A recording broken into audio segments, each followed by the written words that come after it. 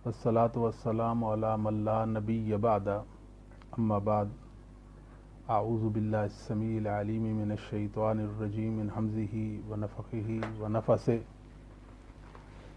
व मिन आयातिही अन खलक़ लकुम मिन अनफुसिकुम अज़वाजन लितस्कुनू इलैहा व जअल बैनकुम मवद्दतन व रहमा इन्न फ़ी ज़ालिका लआयातिन लिक़ौमिन यतफ़क्करून। दीन इस्लाम दीन फितरत है, अपने मानने वालों की हर एतबार से आफियत चाहता है। उनमें से एक निकाह भी है। निकाह जो है ये फितरत है। फितरत का मतलब ये है कि तमाम अंबिया अलैहिमुस्सलातु वस्सलाम की सुन्नत है, बल्कि पहले जितने भी अदियान हैं उनमें निकाह का वजूद है और शरीयत मुहम्मदिया ने तो इसकी बहुत ताकीद किया और इसकी अहमियत को उजागर किया है और इसकी इफादियत को जिक्र किया है।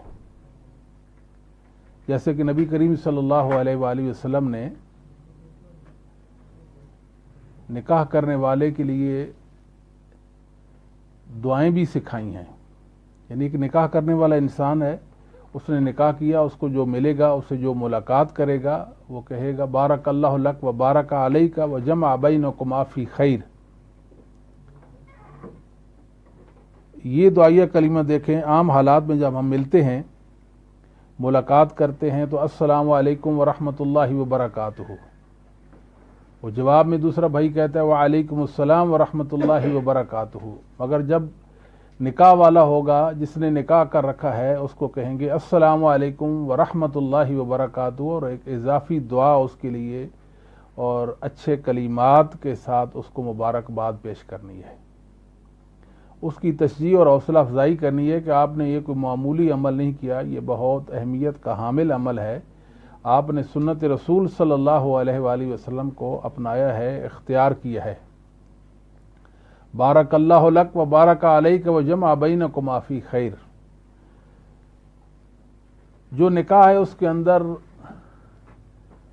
कह सकते हैं कि कितनी ही रूहानी और जिस्मानी वालेकुम अस्सलाम व रहमतुल्लाह एतबार से फ़वाइद हैं और उनको अल्लाह के सिवा कोई शुमार भी नहीं कर सकता है, क्योंकि अल्लाह रब्बुल आलमीन ने अपने बंदों के लिए इस निकाह को मशरू करार दिया है। और मोहम्मद करीम सल्लल्लाहु अलैहि वसल्लम ने बहुत सारे निकाह आपने किए। सैयदना अब्दुल्लाह इब्न अब्बास रज़ी अल्लाह ताला अन्हुमा के हवाले से सही बुखारी में है कि सईद बिन जुबैर ताबी हैं और अपने उनके शागिर्द हैं, उनसे मुलाकात करते हैं तो उन्होंने उनसे पूछा कि आपने शादी की है कि नहीं की। वो जवाब में कहते हैं कि अभी तक शादी नहीं की। तो वो जवाब में कहने लगे कि नबी करीम सल्लल्लाहु अलैहि वसल्लम सबसे ज़्यादा अज़मत वाली हस्ती हैं आपकी, और जो सबसे ज़्यादा अज़मत वाली हस्ती है उनके सबसे ज़्यादा निकाह भी हैं।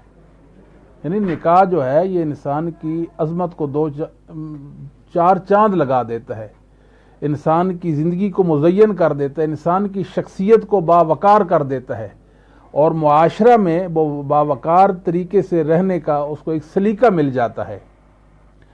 आम तौर पर देखने में आया है वो नौजवान जिनकी उम्र मतलब 20 साल से ज़्यादा है, 22 साल है, 23 साल है, 24-25 साल है, 30 साल है, तो जब वो किसी मजलिस महफिल में निकाह की बात होती है तो उनकी आंखें झुक जाती हैं शर्म के मारे।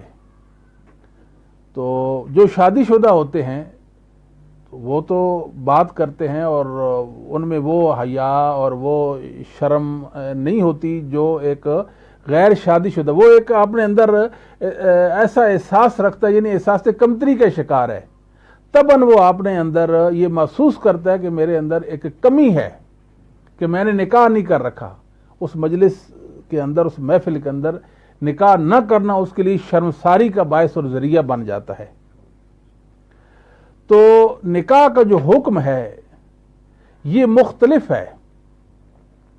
یعنی بعض کے لیے تو نکاح کرنا واجب ہے اور بعض کے لیے تو نکاح کرنا مستحب ہے اور بعض کے لیے مکروہ ہے۔ مثال کے طور پر ایک شخص ہے جو اسباب نکاح اس کے پاس ہیں اور اس کو اندیشہ ہے کہ وہ بدکاری میں ملوث ہو سکتا ہے، تو اس کے لیے نکاح کرنا واجب ہے۔ اگر وہ نکاح نہیں کرتا تو پھر روزہ رکھنا اس کے لیے واجب ہے، روزے رکھے گا اپنے نفس پر قابو پانے کے لیے اور شہوانی جو اس کے جذبات و احساسات ہیں ان کو ضبط میں لانے کے لیے شریعت نے روزے کی بات کی ہے۔ اسی طرح ایک شخص ہے، اس کے پاس اسباب نکاح موجود ہیں اور نکاح کی اہلیت بھی وہ رکھتا ہے اور اپنے نفس پر وہ قابو بھی رکھنے کی صلاحیت رکھتا ہے اور اپنی عصمت و عفت کو بچانے کے حوالے سے بھی اس میں صلاحیت موجود ہے، ایسے شخص کے لیے نکاح کرنا مستحب ہے۔ اگر وہ نکاح نہ کرے تو گناہگار نہیں ہوگا، لیکن اس کے لیے بھی شریعت نے روزے مستحب قرار دیے ہیں تاکہ وہ اپنے نفس پر قابو رکھ سکے اور اپنی عصمت و عفت کو محفوظ کر لے۔ تیسرا وہ شخص ہے جو اسباب نکاح رکھتا ہے مگر نکاح کی اہلیت بڑھاپے کی وجہ سے یا بیماری کی وجہ سے یا نامردی کی وجہ سے نہیں رکھتا، تو اس کے لیے نکاح کرنا شریعت نے مکروہ قرار دیا ہے۔ بہرحال نکاح جو ہے اس کی ترغیبات ہیں، اور دوسری طرف کیا ہے، شریعت نے جہاں نکاح کی ترغیب دلائی ہے، اس کی افادیت اور اس کی اہمیت کو اجاگر کیا ہے، تو تبتل سے بھی منع کیا ہے۔ تبتل کا منع اپنے آپ کو خسی کر دینا، شادی کے انسان اہل ہی نہ رہے یا وہ دنیا رہ لے، دنیا سے کنارہ کشی کر لے اور شادی ہی نہ کرے، تو شریعت نے اس سے منع کر دیا ہے۔ اسلام میں تبتل نام کی کوئی چیز نہیں ہے۔ نبی کریم صلی اللہ علیہ وآلہ وسلم نے یہ چیز بھی فرمائی ہے کہ 4 چیزیں یہ انبیاء کی سنت میں سے ہیں، یعنی سنن مرسلین میں سے۔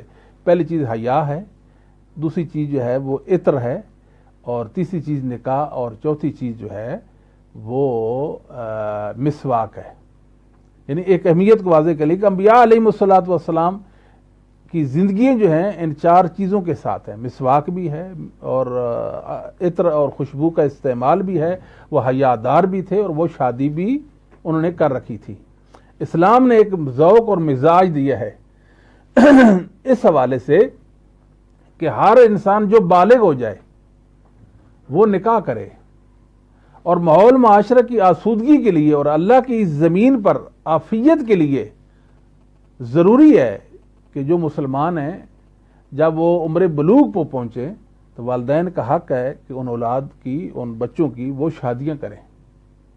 ہمارے ہاں جو ہے ایک ذوق بن گیا ہے، ایک مزاج بن گیا ہے۔ مثال کے طور پر کہتے ہیں جی دیکھیں ابھی یہ کچھ نہیں کرتا، چلے بچے کچھ نہیں کرتے، نوجوان ہیں، وہ پڑھ رہے ہیں یا کوئی کام کاج میں ہیں، بچیاں کیا کرتی ہیں؟ بچیوں کی تو کوئی ذمہ داری نہیں، ان کی ذمہ داری تو گھر کی حد تک ہے نا۔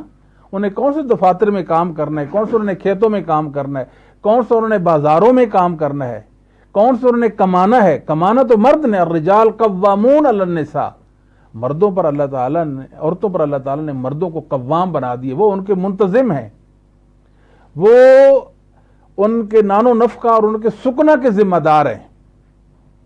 یہ اسلام کا مزاج ہے اور ذوق ہے۔ اچھا جی، پھر کیا ہوتا ہے، دیکھتے ہیں کہ اب کچھ بھی نہیں کر رہا۔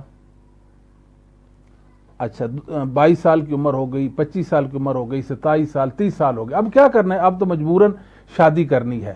پھر جب شادی کریں گے ہم ان سے پوچھتے ہیں کہ آپ نے تو 10 سال پہلے ایک جملہ بولا تھا کہ جب بچہ پاؤں پہ جب کھڑا ہو جائے گا پھر ہم اس کی شادی کریں گے۔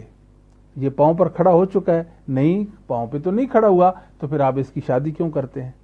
دیکھیں نا، ہماری تربیت ہی نہیں ہوئی، ہمارا کوئی مربی نہیں ہے، ہمیں سمجھانے بتانے والا نہیں ہے۔ ان یکونوا فقراء یغنیہم اللہ من فضلہ، او کما قال اللہ تبارک و تعالی، اللہ تعالیٰ تو یہ فرماتے ہیں کہ انسان فقیر ہو، غریب ہو، اگر وہ شادی کرے گا اللہ تعالیٰ اس کو غنی کر دیں گے۔ شادی میں تو غنا ہے، کئی حوالے سے غنا ہے۔ کئی حوالے سے، یعنی عورت اپنے ساتھ خیر و برکت لے کر آتی ہے، عورت سے اللہ تعالیٰ شادی کے بعد اولاد جیسی نعمت سے انسان کو نوازتے ہیں۔ یہ ساری خیر اور برکت جتنی بھی ہے یہ اللہ تعالیٰ نے نکاح کے اندر جو ہے وہ رکھ دی ہے۔ تو اللہ تعالیٰ کی یہ رحمت ہے اور اس کا فضل ہے اپنے بندوں پہ کہ جب بیوی آ جاتی ہے، انسان نکاح کر لیتا ہے تو کئی خیرات، کئی خیریں وہ اپنے دامن میں بھر لیتا ہے، اپنے دامن میں ڈال لیتا ہے۔ ویسے بھی ہم سوچتے ہیں نبی کریم صلی اللہ علیہ وسلم کے فرمودات ارشادات ہمارے لیے ہیں۔ آپ نے فرمایا ایک انسان کا کھانا 2 انسان کھا سکتے، 2 کا 4 کھا سکتے، 4 کا 8 کھا سکتے ہیں۔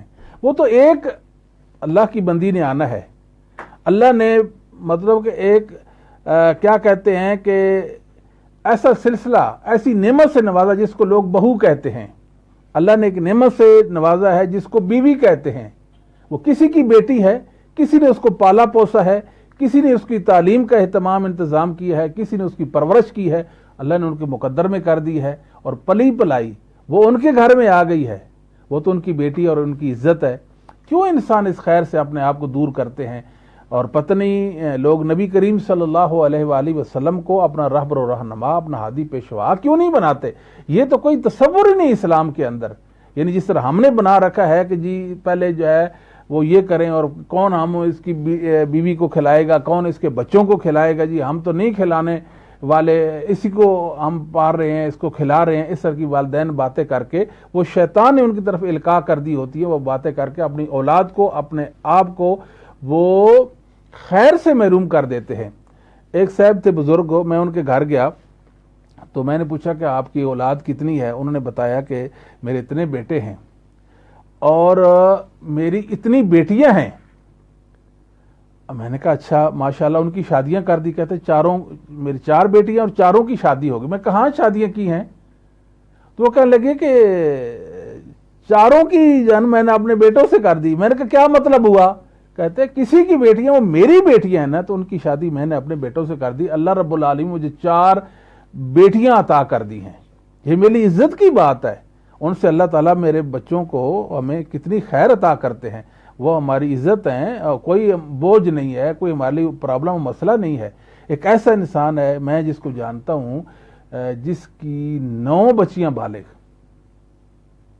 9 بچیاں بالغ، لیکن 9 میں سے ایک کی بھی اس نے شادی نہیں کی ہے۔ وہ بیچاری کئی ایک پریشانیوں میں، کئی ٹینشنوں میں وہ مبتلا ہو گئی، اور ان کے لیے اب وہ مصیبت بن گئی ہیں۔ چاہیے تو یہ تھا جب وہ بالغ ہوتی ہیں تو عزت کے ساتھ ان کو اپنے سلسلے کے ساتھ وابستہ کر دیتے، ان کے ہاتھ پیلے کر دیتے، اللہ نے جو ان کے مقدر میں لکھا ان کو وہ مل جاتا۔ لیکن کیا کیا کہ ایک ایسی مطلب کہ سوچ ہے، عجیب سی سوچ ہے کہ بچیوں کی شادی نہیں کی ہے۔ ایک آدمی اپنی بچی کی شادی نہیں کرتا، اس کو کئی مسائل کا اور مطلب سامنا ہوتا ہے، پھر شرمساری ہے، لوگ اس کی طرف انگلیاں اٹھاتے ہیں، دیکھو جی فلاں کی بیٹی ہے، اس کی عمر 30 سال ہو، ابھی اس نے بیاہ نہیں ہے، فلاں کی اتنی بیٹیاں، اس نے ان کی شادیاں نہیں کی ہیں، فلاں کی اتنی بیٹیاں ہیں جی وہ پرواہ ہی نہیں کرتا ان کے حوالے سے۔ پھر کیا ہوتا ہے، وہی بیٹیاں ان کے لیے بوجھ بن جاتا ہے۔ اور یہ یاد رکھے کہ طبی اعتبار سے یہ چیز ثابت ہو چکی ہے کہ بچی 26-27 سال کی، اس کی شادی نہیں، کئی ایک مسائل اور پریشانیاں اور کئی بیماریاں اس کو گھیر لیتی ہیں۔ معدے کی بیماری ہے اور رحم کے حوالے سے کئی پرابلم ہوتے ہیں، عورتوں کے فطری ایام کے حوالے سے وہ ڈسٹرب ہو جاتے ہیں ان کے، اور وہ ڈپریشن کا شکار ہو جاتی ہیں، اعصابی مریض بن جاتی ہیں۔ والدین کہتے ہیں ٹھیک ہے اپنے کمرے میں بیٹھی ہوئی ہے، وہ فلاں جگہ کام کرتی ہے، فلاں جگہ پڑھاتی ہے، فلاں آفس میں جاتی ہے، اپنے روم میں چلی جاتی ہے۔ اللہ کے لیے ہمیں واپس آنا ہوگا، اور محمد کریم صلی اللہ علیہ وسلم کی جو تعلیمات ہیں، نورانی تعلیمات، ان کو اپنانا ہوگا تاکہ اللہ تعالیٰ ہمارے مقدر میں وہ خیر اور بھلائی جو ہے وہ لکھ دے۔ تو نبی کریم صلی اللہ علیہ وآلہ وسلم نے، یہ صحابی ہیں عبداللہ بن مسعود رضی اللہ، فقیہ امت ہیں، بخاری مسلم کی حدیث ہے، آپ نے فرمایا یا معاشر الشباب، اے نوجوانوں، یعنی ایک دن آپ صلی اللہ علیہ وسلم نے خصوصاً نوجوانوں کو خطاب فرمایا، یعنی آپ کے مخاطبین جو تھے وہ نوجوان تھے جو عمر بلوغ کو پہنچ چکے تھے۔ آپ نے فرمایا من استطاع منکم الباءۃ، آپ میں جو نکاح کی اہلیت رکھتا ہے فلیتزوج، وہ کیا کرے، وہ نکاح کر لے، فإنه اغض للبصر، اس سے انسان کی آنکھیں جھک جاتی ہیں۔ اور دوسری بات کیا ہے، وَعَاسَنُ لِلْفَرْجِ، اور شرمگاہ کی حفاظت بھی اس کے اندر ہے۔ فرمایا وَمَن لَّمْ يَسْتَطِعْ فَعَلَيْهِ بِالصَّوْمِ، جو انسان نکاح کی اہلیت نہیں رکھتا وہ روزے رکھے، فَإِنَّهُ لَهُ وِجَاءٌ، یہ اس کے لیے ڈھال اور بچاؤ ہے۔ تو یہ نبی کریم صلی اللہ علیہ وآلہ وسلم کی تعلیم ہے۔ نوجوانوں کو آپ نے بالخصوص جو ہے وہ خطاب فرمایا ہے کہ آپ میں اہلیت ہے نکاح کی، آپ اہل ہیں، تو آپ اسباب نکاح آپ کے پاس ہیں تو آپ نکاح کریں۔ اور دوسری طرف نبی کریم صلی اللہ علیہ وآلہ وسلم نے فرمایا کہ نکاح کے حوالے سے کہ خیر النکاح ایسرہ، سب سے آسان ترین مبارک بابرکت نکاح جو وہ ہوتا ہے جس کے اندر آسانی ہو۔ جب ہم نے مشکلات پیدا کر دی ہیں اپنے لیے تو بہت سارے نوجوان ان کی شادی نہیں ہو پا رہی، کتنی بچیاں ہیں جن کی شادی نہیں ہو پا رہی۔ تقریباً کہہ سکتے ہیں پاکستان میں 60% بچیاں ایسی ہیں جن کے ہاتھ پیلے نہیں ہو رہے۔ وہ کئی مسائل اور پریشانی بیچاری مبتلا ہیں۔ مسائل کیا ہیں؟ یہ جہیز کا مسئلہ ہے۔ مسائل کیا ہیں؟ ہمیں ایسا انسان چاہیے، ہمیں ایسا انسان چاہیے۔ انسان بہت سے ڈیمانڈ رکھتا ہے۔ ظاہر ہے کہ انسان کے بچیوں کے بھی ارمان ہوتے ہیں، ہم ان چیز کو مانتے ہیں، لیکن اس کا یہ مطلب ہرگز نہیں ہے کہ اپنے آپ کو خیر سے محروم کر دیں۔ اور یہ بھی یاد رکھیں کہ شادی کی کیا کہ ہر کام کے لیے ایک خاص اللہ نے عمر رکھی ہے۔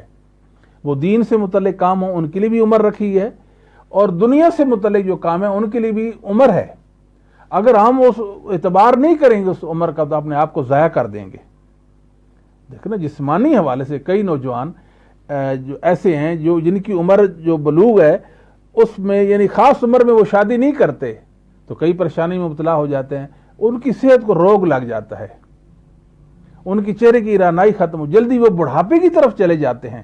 میں تو یہاں تک کہتا ہوں اگر ایک بچہ 18 سال اس کی عمر ہو اور 14-15 سال 16 سال کی بچی سے اس کی شادی کر دی جائے، اور وہ جو ساس ہے جس کو اللہ نے بیٹی کی اس نعمت سے نوازا ہے وہ اس کو اپنی بیٹی سمجھ لے، اس کا خیال رکھے، اس کی صحت کا خیال رکھے، اس کی تعلیم تربیت کے اعتبار سے وہ لحاظ کرے، یقین جانے 80 سال تک وہ بوڑھا ہی نہیں ہو سکتا۔ یہ نقصانات ہیں نکاح نہ کرنے کے۔ اور ہمارے ماحول معاشرے کے اندر آپ دیکھ لیں کہ آوارگی پھیل گئی ہے۔ ہمارا ماحول جو ہے وہ ابتری کی طرف جا رہا ہے نا۔ اب دیکھیں جی، کالجوں کا ماحول دیکھیں، یونیورسٹیوں کا ماحول دیکھیں، محلے کا ماحول دیکھیں، گلی کوچے کا ماحول دیکھیں، یعنی لگتا ہی نہیں ہے کہ یہ محمد صلی اللہ علیہ وسلم کو ماننے والے لوگ ہیں، یہ نبی کریم صلی اللہ علیہ وسلم کی روحانی بیٹیاں ہیں، لگتا ہی نہیں ہے، نہیں لگتا یہ محمد رسول اللہ کے ساتھ اس نوجوان کا کوئی رشتہ موجود ہوگا۔ دیکھتے ہیں ان کی شکلیں دیکھیں، صرف اس لیے کہ لڑکیوں کو اپنی طرف متوجہ کرنے کے لیے کہ ہم ایسے ہوتے ہیں، ہمیں ایسا رشتہ چاہیے، ڈیمانڈ ایسی ہیں، گناہ کی شامت ہے۔ اور دوسری طرف کیا ہوتا ہے کہ نوجوان اپنی صحتوں کو ضائع کر رہے ہیں۔ ظاہر ہے کہ اللہ کا ایک نظام ہے، ہم اس نظام سے کبھی بھی دور نہیں ہو سکتے۔ جو انسان اس نظام سرکشی کرے گا، اس نظام سے منحرف ہو جائے گا، وہ نقصان کرے گا، وہ مرد ہو یا عورت ہو، ہر دو حوالے سے ان کے لیے اس میں نقصان کا عنصر جو موجود ہے۔ اصل میں ہم نے اپنے اندر سختیاں کر دی ہیں، ہماری ڈیمانڈ ایسی بڑھ گئی ہیں، ہمارے اخراجات اس طرح کے ہیں، ہماری سوچ فکر کا سلسلہ ایسا ہو گیا ہے کہ انسان دنگ رہ جاتا ہے۔ نبی کریم صلی اللہ علیہ وسلم فرمایا خیر النکاح ایسرہ، بہترین نکاح، مبارک بابرکت نکاح وہ ہے جس کے اندر آسانی ہو۔ اور میں آپ کو یہ بھی بتاتا چلوں، اسلام کے جتنے بھی امور ہیں ان میں سب سے آسان ترین جو عمل ہے وہ نکاح کا ہے۔ نکاح کیا ہے کہ چند کلمات ہیں، یعنی ایجاب و قبول کا سلسلہ ہے، بس ایجاب و قبول ہو جائے تو نکاح ہے۔ اب میں عرض کر رہا تھا عمر کے حوالے سے، ہر کام کے لیے ایک عمر ہے۔ اب دیکھیں مثال کے طور پر کسی بھی ادارے میں جب ہم جاتے ہیں سب سے پہلے بات وہ عمر کی کرتے ہیں کہ ان کی ایج کتنی ہے۔ ہماری ریکوائرمنٹ یہ ہے کہ اس ایج کا بندہ جو ہے اس ادارے میں رہ سکتا ہے۔ اب وہ بندہ کہ میں 40 سال کو ہوں، ادارے کی جو ڈیمانڈ ہے وہ 25 سال کی ہے، وہ 20 سال کی ہے، کیا وہ ادارے والے اس کو قبول کر لیں گے؟ اس کو کبھی قبول نہیں کریں گے۔ اس طرح کھیل کا میدان ہے، ایک آدمی ہے وہ کہتا ہے کہ میں مطلب کھیل کے میں وہ رغبت رکھتا ہے، وہ بھی خاص عمر تک رکھے گا۔ اگر ایک خاص عمر کے بعد اگر وہ کھیل میں جاتا ہے تو کبھی وہ اس میں کامیاب نہیں ہو سکتا، اس کے لیے کئی عوارض پیدا ہو جائیں گے، اس کے دل کے مسائل پیدا ہو جائیں گے، جب اس کو سانس اس کا پھولے گا اس کے دل کو نقصان پہنچنا شروع ہو جائے گا، وہ دوڑ ہی نہیں سکے گا، اس کی ہڈیاں جو ہیں اس چیز کی متحمل نہیں ہیں۔ اسی طرح یہ نکاح کا جو مسئلہ ہے اس کو بھی مد نظر رکھنا چاہیے۔ یہ نہیں ہے کہ اتنی بڑی عمر میں آدمی نکاح کر، وہ تو بوڑھا ہو جائے گا۔ کئی بچیاں ہم نے دیکھی ہیں کہ جن کی ایج 30 سال سے ابو ہو جاتی ہے، وہ ایک آدھ بچہ جنم دیتی ہے، بوڑھی لگتی ہے، بوڑھی مائیں، پھر آگے کئی مسائل ہیں، فطری طور پر بچہ بھی پیدا نہیں کر سکتی ہیں وہ، یہ ایک بڑا مسئلہ ہوتا ہے نا، بڑی ایج کی بچیوں کے یعنی سب سے بڑا جو مسئلہ ہے وہ اولاد کا بن جاتا ہے۔ تو یہ سارے نقصانات ہیں، ہم اپنے نقصانات کر رہے ہیں، نوجوانوں کو ہم ضائع کر رہے ہیں، ہم اپنی نسل کو ضائع کر رہے ہیں، ہم اپنی اصل کو ضائع کر رہے ہیں، ہم اپنے ایمان کو متاثر کر رہے ہیں، ہم اپنے دین کا حرج کر رہے ہیں۔ چاہیے تو یہ کہ اولاد بالغ ہو ان کو بیاہ دیں، اور اس کی وجہ کیا ہے؟ پریشانی ہے۔ دیکھیں ہم ماحول معاشرے میں دیکھتے ہیں لوگوں نے نکاح کی اہمیت کو اور اس کی افادیت کو نہیں جانا ہے، کتنی بچیاں ایسی ہیں گھر سے فرار ہو جاتی ہیں، کتنی بچیاں ایسی ہیں کہ جنہوں نے یارانے لگا رکھے ہیں۔ یعنی ایک عزت والی کا کیا حق بنتا ہے وہ کسی نوجوان کے ساتھ اپنا تعلق رکھے؟ میڈیا کا دور ہے، یہ دیکھ لیں، یہ موبائل کا سلسلہ ہے، کتنی بچیاں اس طرح اپنی عاقبت کو برباد کر چکی ہیں، اپنی آخرت اور دنیا کو بھی ضائع کر چکی ہیں، بے عزت ہو چکی ہیں۔ یعنی آپ کہہ سکتے ہیں کہ 95% ایسی بچیاں ہیں جو نوجوانوں سے اپنا تعلق قائم کی ہوئے ہیں، یعنی فون پہ ان کی بات ہوتی ہے۔ یعنی کسی بچی کے حوالے سے آپ کوئی معلوم کرنا ہو کہ وہ کسی غیر محرم سے وہ اس کا کوئی تعلق نہیں ہے، یہ تو خال والا مسئلہ رہ گیا ہے، اور اس کی بنیادی وجہ کیا ہے؟ والدین غافل ہیں، توجہ ہی نہیں ہے۔ اور کتنے لوگ ایسے ہیں جو غلط ڈیمانڈیں بھی کر رہے ہیں کہ بچی ایسی ہو، وہ کماتی ہو، اس کا پیشہ کیا ہے، وہ کام کیا کرتی ہے۔ ایسے لوگ بھی ہیں رذیل کہ وہ اس طرح کی بات کرتے ہیں کہ ہمارے پاس جو بہو آئے وہ بہو ایسی ہو کہ اس کا یہ سلسلہ ہو، وہ کماتی ہو۔ کئی نوجوانوں کو میں نے اپنے کانوں سے یہ بات کہتے سنا کہ مجھے ایسی لڑکی چاہیے جو کمائے، تو دل ہی نہیں کرتا ایسے لوگوں کو دیکھنے اور بات کرنے کہ یہ کتنی پریشانی والی ہے، اور میں سمجھتا ہوں حماقت والی ان کی یہ سوچ ہے کہ ایک مرد جو ہے ڈیمانڈ ایسی کر رہا ہے، یعنی ایسی بچی کا وہ طالب گار ہے، ایسی بچی کو چاہتا ہے کہ جو کام کاج کرنے والی ہو، وہ نکھٹو خود کیا کرے گا؟ تو بہرحال یہ بہت میں سمجھتا ہوں یہ پریشانی ہے اس حوالے سے کہ جب اوور ایج ہو جائیں گے پھر مجبوراً شادی کرنا ہوگی، پھر مناسب رشتہ بھی نہیں ملے گا۔ کئی لوگ کہتے ہیں جی رشتہ نہیں مل رہا تو آپ ہمیں بتائیں، کوئی ذکر بتا دیں، ہمارے رشتے کی بندش ہے۔ میں کہ کچھ بھی نہیں ہے، نہ تو اس کے لیے کوئی ذکر خاص ہے، نہ بندش کا کوئی مسئلہ ہے۔ مسئلہ کیا ہے کہ جب اوور ایج بچیاں ہو جاتی کون پوچھتا ہے جی ان کو؟ پھر وہ اپنا ظاہر کریں گی، وہ کیا کہتے ہیں جال سازی۔ قدرتی حسن تو ان کا ختم ہو چکا ہوگا نا خاص عمر کے بعد، اب وہ جعلی اور مصنوعی حسن کا سہارا لے کر وہ نکاح کی خواہشمند ہوں گی۔ پھر وہ کوشش کریں گی کہ فلاں کو اپنی طرف مائل کریں، کیسے مائل کریں؟ پھر ان کے پاس جو بھی ہوگا سلسلہ اس مطابق وہ ان کو مائل کرنے کی کوشش بھی کریں گی۔ اسی طرح نوجوانوں کا مسئلہ ہوتا ہے، کئیوں کے بیچاروں کے بال سفید ہو جاتے ہیں، جلتی بڑھاپا میں نے بتایا نا کیسے ہو جاتا ہے کہ 30 سال کی عمر میں داڑھی ان کی سفید ہو جاتی ہے، اس کو پھر سفیدی کو چھپاتے پھرتے ہوئے شیو کرتے رہتے ہیں کہ کسی کو یہ نہ پتہ چلے۔ اس طرح کے سلسلے جو ہے نا جی وہ ہیں۔ نبی کریم صلی اللہ علیہ وسلم نے تو فرمایا کہ جس انسان نے نکاح کر لیا، جس نے نکاح کر لیا اس نے اپنا آدھا دین جو ہے اس کو محفوظ کر لیا، باقی جو آدھا دین ہے اس حوالے سے اپنے اللہ سے ڈرتا رہے۔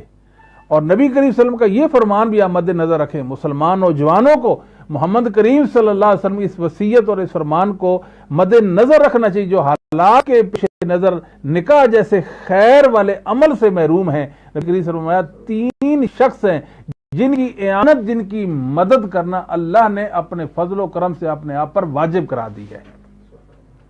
3 شخص ایسے ہیں جن کی یعنی مدد اللہ نے، ایک وہ مجاہد ہے جو اللہ کی رضا کے لیے، اللہ کے دین کو بالا کرنے کے لیے وہ میدان کارزار میں ہے، اللہ کی مدد اس کے لیے آ جاتی ہے کیونکہ اپنے رب کے دین کو بالا کرنے کے لیے وہ لڑ رہا ہوتا ہے۔ دوسرا وہ غلام مکاتب جو اپنی وہ کیا کہتے ہیں کہ وہ جو اس کی رقم ہے اس کو ادائیگی کے لیے مخلص ہے کہ مجھے اس بندے نے آزاد کرایا ہے، ٹھیک ہے تو میں اس کی جو رقم ہے وہ ادا کروں گا۔ اور تیسرا وہ نوجوان وہ انسان جو عفت کے لیے، عصمت کے لیے نکاح کرتا ہے، اللہ رب العالمین نے اپنے فضل سے اپنے آپ پر ضروری قرار دیا، واجب قرار دیا کہ میں اپنے اس بندے کی ضرور بھی ضرور مدد کروں گا۔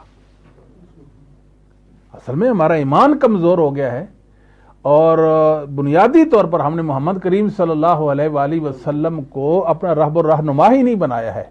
آپ دیکھ رہے اس ماحول معاشرہ جس میں جلدی شادیاں ہو جاتی ہیں، وہاں خیر غالب ہے، وہاں بدکاری بہت کم ہے، اور ایسا ماحول جس میں ایک وقت کے بعد نکاح کا سلسلہ ہوتا ہے، وہاں بدکاری بہت زیادہ ہے۔ دیکھیں نا، اسلام نے تو نکاح کی کوئی مطلب عمر کے حوالے سے قید ہی نہیں لگائی ہے۔ ابھی ایک بچہ پیدا ہوا ہے، ماں ایک دوسری بچی پیدا ہوئی ہے، دونوں کا نکاح کر دیں، کر سکتے ہیں۔ 2 سال کے ان کا نکاح کر دیں، 5 سال کے ان کا نکاح کر دیں، 10 سال کے ان کا نکاح کر دیں۔ ہاں، یہ شریعت نے اختیار دیا ہے جب وہ بچی بالغ ہو جائے گی، جب بچی بالغ، شریعت اختیار دیتی ہے، اگر سمجھتی ہے کہ وہ والدین کا فیصلہ صحیح نہیں تھا، اس کو فسخ قرار دے۔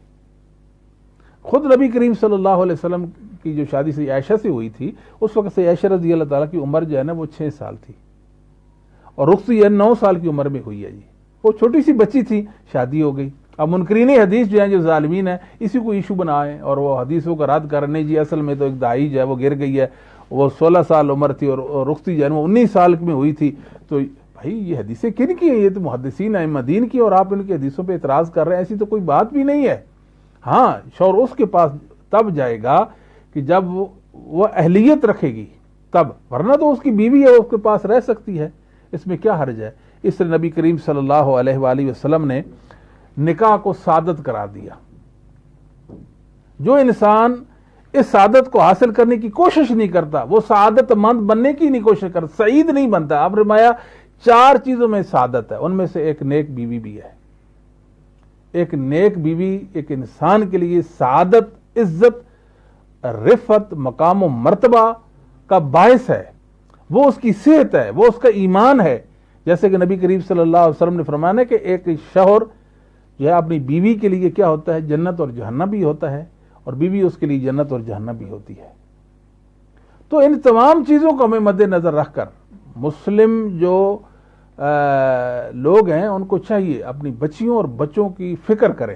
ابھی بچے چھوٹے ہوں ان کے بارے میں فیصلہ کریں کہ ہم نے اس بچے کو فلاں جگہ بیانا ہے، اس بچی کی فلاں جگہ ہم نے شادی کرنی ہے، لوگ اس انتظار میں بیٹھے ہیں، کوئی ہمارے پاس آئے گا، آپ دیکھتے ہیں فلاں جگہ خیر ہے، قدم بڑھائیں اور ان کی طرف جائیں اور ان سے کہیں ہم آپ کو اپنی بیٹی کا رشتہ دینا چاہتے ہیں۔ انسانوں کو کوشش کرنی چاہیے، اور میں سمجھتا ہوں اس ماحول معاشرے کے اندر جو بے راہ روی ہے اور یہ فساد ہیں اور خرابیاں ہیں کئی حوالے سے، دینی، ایمانی، روحانی، جسمانی، ان کے تداروں کے لیے ایک ہی ذریعہ ہے کہ اللہ کی بہت بڑی نعمت جو نکاح ہے، اس سے انسان اپنے آپ کو وابستہ کر لے، تو انشاءاللہ العزیز اللہ کا بہت فضل اس انسان پہ ہو جائے گا۔ جیسے کہ نبی کریم صلی اللہ علیہ وسلم فرمایا لم یرا للمتحابین مثل النکاح، اور قرآن مقدس یہ آیت کریمہ میں نے جو پڑھی وجعل بینکم مودۃ ورحمہ، دیکھیں نا، میاں بیوی ایک دوسرے کو جانتے نہیں ہوتے، ماں باپ نے وہ رشتہ طے کیا ہوتا ہے، یعنی جانتے بھی نہیں ہوتے، جب آپس سے ملتے لگتا ہے کہ یہ صدیوں ان کا تعلق ہے۔ دل کیا ہے؟ ایک گوشت کا ٹکڑا ہے، اللہ تعالیٰ اس میں مودت اور محبت پیدا کر دیتے ہیں، وہ اس کی آنکھوں کے لیے راحت اور سکون کا باعث بن جاتی ہے، وہ اپنی بیوی کو دیکھ کر خوش ہوتا ہے، وہ اپنے شوہر کو دیکھ کر خوش ہوتی ہے۔ اللہ کا انعام ہو گیا کہ اللہ نے مجھے اچھا شوہر دے دیا، مجھ پر اللہ کا انعام ہوگا مجھے اللہ نے اچھی بیوی دے دی ہے۔ کیا زندگی ہے، سبحان اللہ، اس کے بغیر کوئی زندگی نہیں ہے۔ اس سے تو یعنی کفار بھی ایسی زندگی سے جان چھڑاتے ہیں جی، تو مسلمان کیوں اس طرح کرتے ہیں؟ حیرانی والی بات ہے۔ لم یرا للمتحابین مثل النکاح، جو اللہ نے محبت مودت میاں بیوی میں رکھی ہوتی ہے، اس کی دنیا میں کوئی نظیر اور مثال ہی نہیں ملتی ہے۔ تو انسان یعنی زندگی اکھڑ گئی انسان کی، اس وجہ سے انسان نے اپنے آپ کو خیر سے محروم کر لیا، اس بنا کے محمد کریم صلی اللہ علیہ وآلہ وسلم سے بیگانہ ہو گئے اور آپ کی سنتوں سے منحرف ہو گئے۔ نبی کریم صلی اللہ علیہ وسلم کے پاس یعنی 3 صحابہ کا ذکر ہے بخاری مسلم کے اندر، آپ وسلم کے جو احوال تھے ان کو جانا انہوں نے۔ ایک نے کہا کہ میں تو ساری رات عبادت کروں گا، دوسرے نے کہا میں ہمیشہ روزہ رکھوں گا، اور تیسرے نے کہا کہ میں شادی نہیں کروں گا۔ جب یہ بات نبی کریم صلی اللہ علیہ وسلم سے ذکر ہوئی، آپ نے فرمایا فمن رغب عن سنتی فلیس منی، جو میری سنت سے روگردانی کرے گا وہ اس سے میرا کوئی رشتہ نہیں ہے۔ تو محمد الرسول اللہ صلی اللہ علیہ وسلم کا ادب کرتے ہوئے اور شریعت کے جو احکامات ہیں، اللہ کے جو احکامات ہیں جن کے اندر ہمارے لیے عافیت ہی عافیت، ہماری بچاؤ کا وہ سامان ہے، ہمیں وہ اختیار کرنے چاہیے اور شادی جو ہے نا وہ کرنی چاہیے۔ اگر مسلمان تاخیر سے شادیاں کریں گے اس کے بہت سارے مفاسد ہیں اور بہت ساری خرابیاں ہیں، ٹینشنیں ہیں، بیماریاں ہیں، کئی حوالے سے۔ اللہ تعالیٰ سے دعا ہے اللہ تعالیٰ ہمارے مقدم میں خیر اور بھلائی لکھ دے اور محمد کریم صلی اللہ علیہ وسلم کو صحیح معنوں میں راہبر رہنما بنانے کی، ہادی و پیشوا بنانے کی توفیق دے۔ اللہ تعالیٰ ہمارے دلوں میں محمد کریم صلی اللہ علیہ وسلم کی سنتوں اور شریعت اسلامیہ کی محبت و مودت ڈال دے کہ ہم جئیں تو اللہ کے سچے دین پر جئیں اور اسی پر اللہ ہمارا خاتمہ فرما دے۔ اقول قولی ھذا استغفر لی ولکم وسائر المؤمنین والمؤمنات والمسلمین والمسلمات۔